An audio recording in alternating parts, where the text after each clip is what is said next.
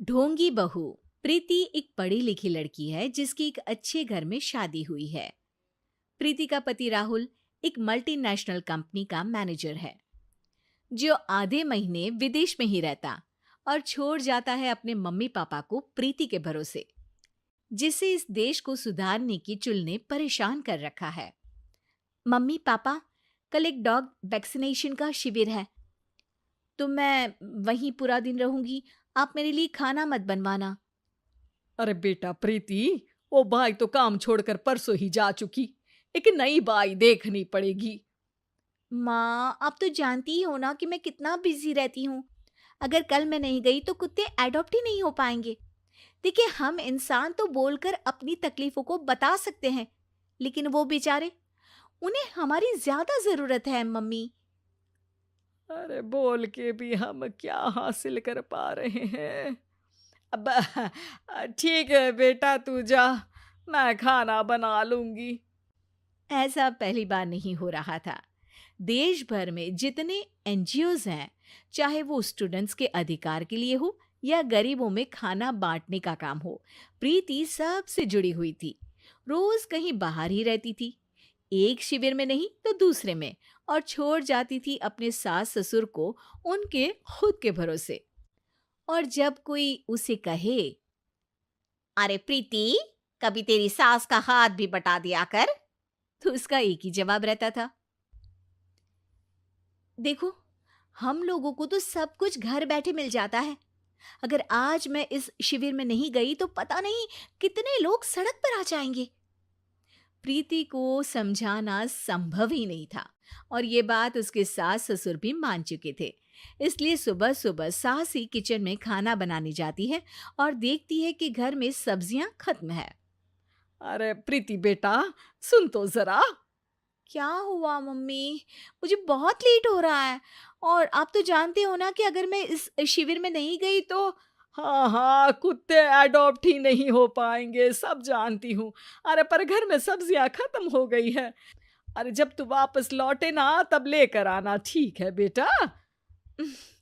ठीक है मम्मी, अ, चलिए मैं चलती हूँ।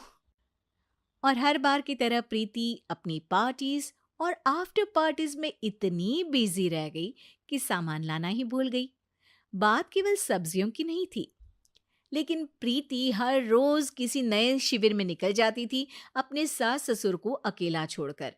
एक हफ्ते बाद प्रीति के ससुर जी के हाथ में दर्द होने लगा। अरे बेटा प्रीति, पापा जी के हाथ में बहुत दर्द हो रहा है। आज इनको डॉक्टर के पास लेकर जाना पड़ेगा। "अम, ठीक है माँ, आप हो आओ, मैं बाहर ही खा लूंगी। अरे बेटा, मैं कैसे ले जाऊं?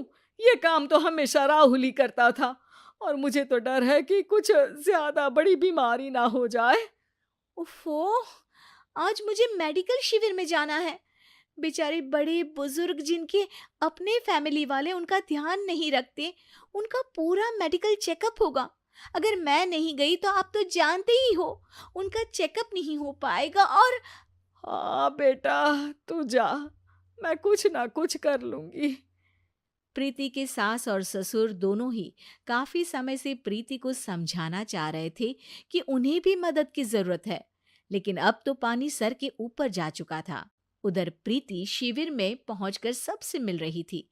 काफी भीड़ थी और प्रीति इंस्टाग्राम पर फोटोज अपडेट करे जा रही थी। तभी प्रीति की दोस्त रीना उसके पास दौड़ती हुई आती है।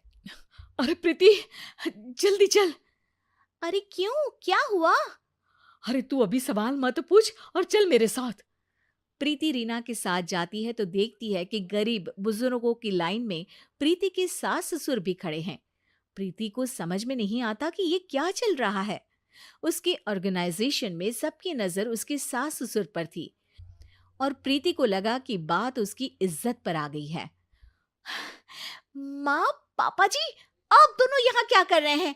आप तो जानते हो कि ये शिविर गरीबों की मदद करने के लिए बनी है, और आप इसका मजाक उड़ा रहे हैं इस तरह से लाइन में खड़े होकर। अरे बेटा, हम भले ही गरीब ना हो, पर जरूरतमंद तो है ही। हमारा भी कोई ध्यान रखने वाला नहीं है। मेरे पति के हाथ में दर्द है, मैंने सुना कि ज़रूरतमंद बुजुर्गों का यहाँ फ्री में इलाज हो रहा है, इसीलिए चले आए। अ, नहीं, मतलब मैं तो प्रीति को समझ में आ गया था कि समाज को संभालने से पहले उसे अपना घर संभालना चाहिए और वो सर झुकाकर अपने सास ससुर से माफी मांगती है।